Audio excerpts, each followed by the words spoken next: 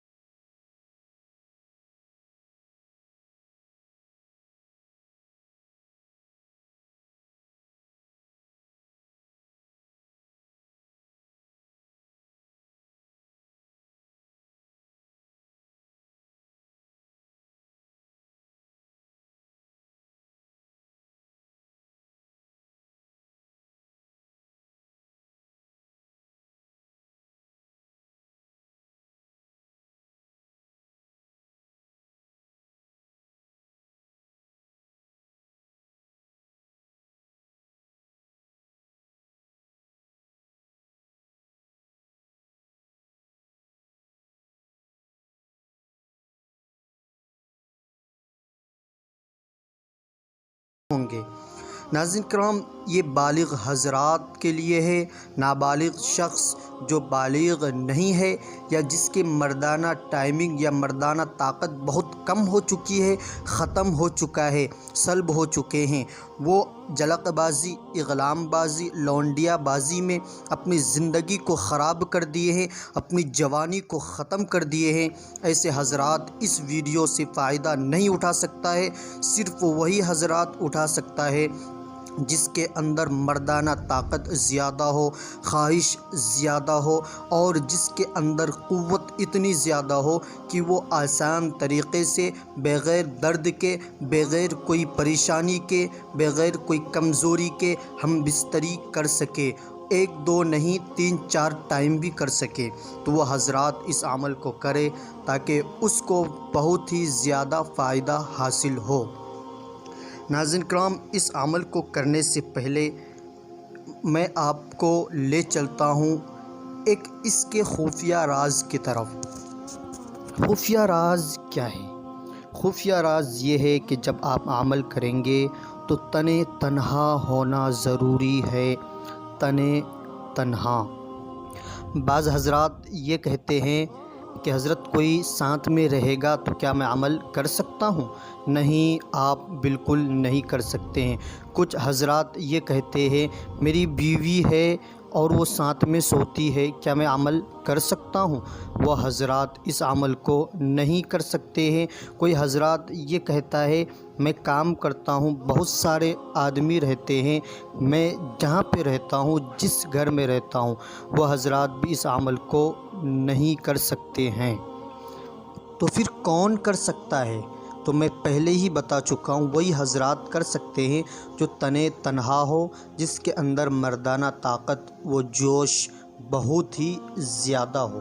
ناظرین کرام، اس عمل کو آپ کریں گے اتوار کے دن، 9 چندی اتوار کے دن، 9 چندی اتوار کے دن، یعنی کہ آج جمعہ ہے، کل ہفتے کی روز ہے، اور اسی ہفتے کی رات میں اس عمل کو کرنا ہوگا، اسی ہفتے کی رات میں اس عمل کو کرنا ہوگا، یعنی کہ اتوار کے شب، سنڈے کے شب شروع ہونے سے پہلے جو رات آتی ہے اسی کو 9 چندی اتوار کہتے ہیں۔ 9 چندی اتوار کہتے ہیں چاند کے پہلے اتوار کو۔ چاند جب نکل چکی ہو، چاند عروج پہ آ گئے ہو، تب آپ کو اس عمل کو وقت دیکھ کر 9 چندی کو کرنی ہے۔ ناظرین کرام، آپ کسی طرف بھی منہ کر کے بیٹھ سکتے ہیں، آپ کو تنہا اور جسم سے ہر ایک چیز کو نکال پھینکنی ہے، تعویذات کو نکال پھینکنا ہے۔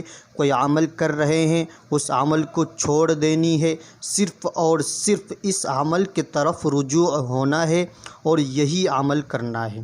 ناظرین کرام، اس کو آپ 501 دفعہ پڑھنی ہے۔